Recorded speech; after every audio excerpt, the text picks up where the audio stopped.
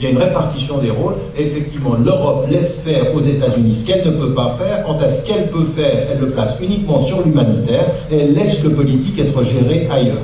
En voulant être le concert des nations politiques, c'est-à-dire avoir son siège, mais son siège est plus symbolique sur le plan politique qu'il n'est effectivement uniquement sur le plan humanitaire. Donc vous voyez bien ici qu'il y a une répartition des rôles. On n'est pas du tout dans la politique alternative qui serait attendue de l'Europe par rapport à la puissance américaine.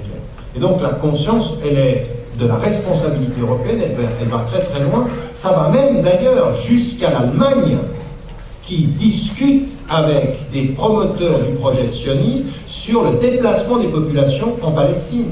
C'est-à-dire que Hitler, au moment où il parle avec le moufti de Jérusalem pour lui dire qu'il va les soutenir contre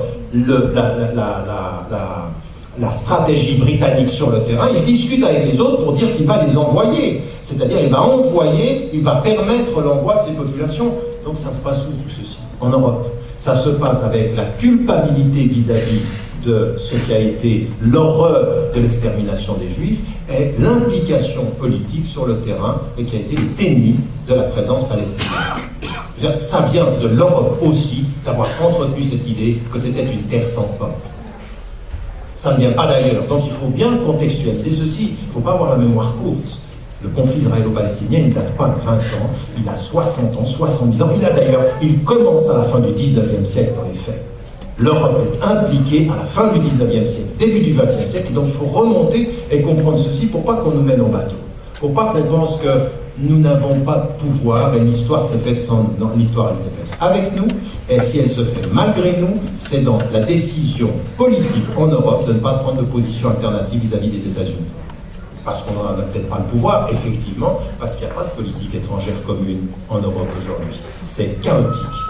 Donc, premier élément qu'il faut retenir. Donc, deuxième des choses, c'est que ce que l'on dit aussi, c'est que l'Europe, contrairement aux États-Unis, n'aurait pas de lobby pro-israélien à la mesure, par exemple, de l'AIPAC aux États-Unis, qui fait un travail phénoménal d'influence politique, de soutien financier. C'est une puissance financière phénoménale. Et avec des propos, il faut s'en rendre compte. Les propos tenus de soutien à Israël sont d'une radicalité aux États-Unis que vous n'avez même pas en Israël. C'est-à-dire que vous avez des gens qui tiennent des propos aux États-Unis qui sont d'une radicalité quant au soutien aveugle à la politique israélienne, à Netanyahou, à son ministre des Affaires étrangères, qui est un raciste notoire. Et donc, en l'occurrence, vous avez des propos... Oui, c'est un raciste, mais ça ne se discute même pas. Si vous discutez, il faut revoir ce qu'il dit. C'est un homme qui est... il n'est pas...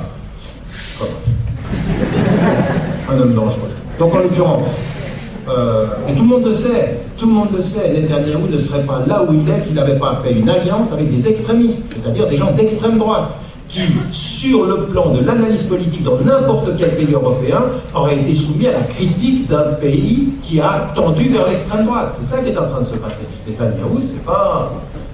Enfin bref.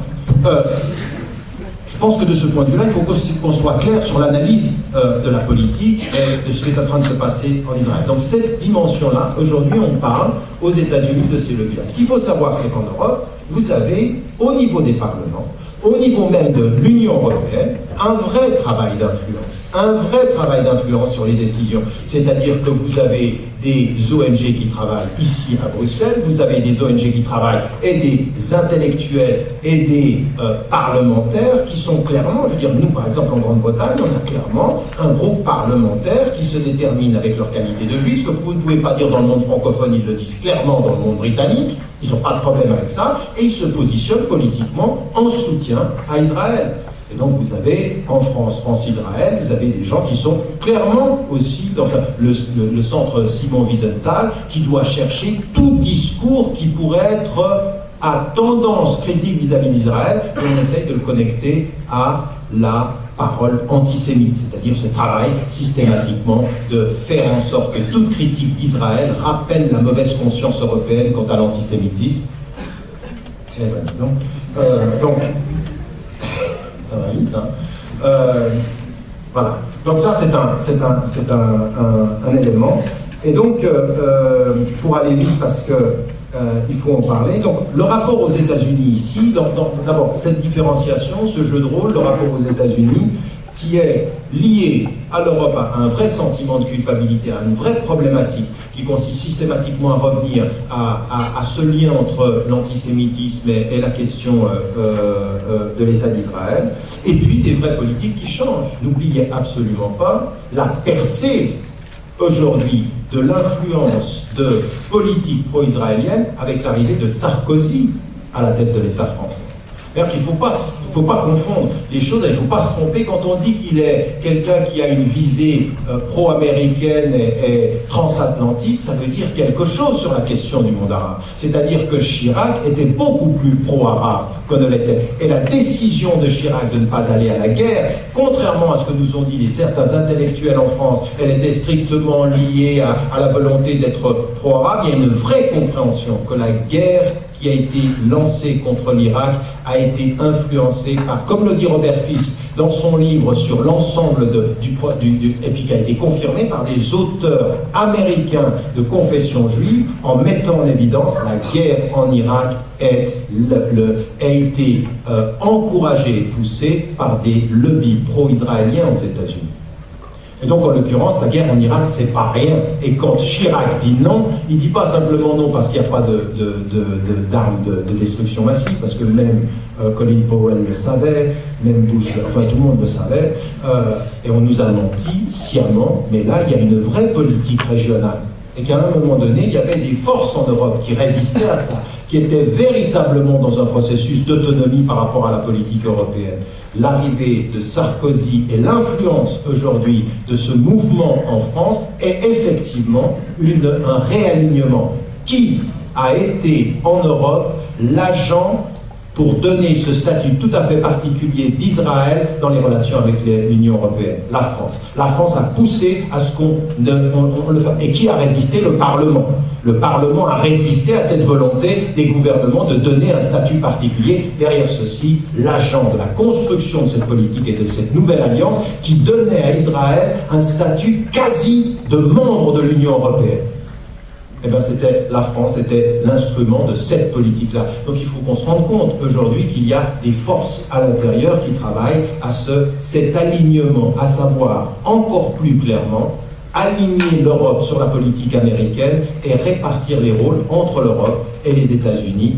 Les États-Unis, clairement en soutien par des vétos permanents sur les décisions qui seraient venues des résolutions des Nations Unies, et l'Europe qui ne prend plus de position politique, qui se cache derrière le désordre de sa politique étrangère pour ne faire que de l'humanitaire, de nous transformer, effectivement, comme vous l'avez dit toutes les deux, de nous transformer la question palestinienne en une question humanitaire. Le pire qui puisse être, c'est que les citoyens européens comprennent que la question palestinienne, loin d'être une question religieuse, finirait par n'être plus qu'une question humanitaire. Elle n'est ni l'un ni l'autre, elle est une question politique.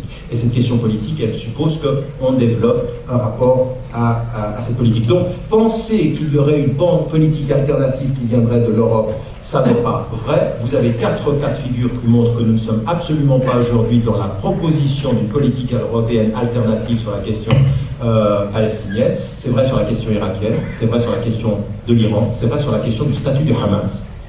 C'est-à-dire qu'ils ont été élus, mais c'est un groupe qui est considéré comme terroriste, avec lequel on ne discute pas, alors que quand vous parlez avec des parlementaires européens, ils disent mais il faut qu'on discute avec tout le monde. Se nous imposer de considérer que des élus sont des terroristes, ça ne marchera pas. Ça veut dire qu'en fait, on a décidé par le boycott qu'on ne voulait pas la paix, on ne voulait pas la paix, et on ne veut pas la paix en poussant les Palestiniens à se diviser. C'est-à-dire qu'on joue la division des Palestiniens en disant eh ben, on n'a pas d'interlocuteur. L'un est corrompu et pas représentatif, les autres sont représentatifs mais ils sont extrémistes et ils sont fous. Et donc en l'occurrence, entre les fous et les corrompus, eh ben, vous les laissez mourir. Vous faites de l'humanitaire, vous envoyez de l'argent, vous sauvez des vies, vous n'avez pas de politique. Ça, c'est exactement ce qui est en train de se passer sous nos yeux. Et de ce point de vue-là, il faut qu'on se rende compte que derrière cela, on est vraiment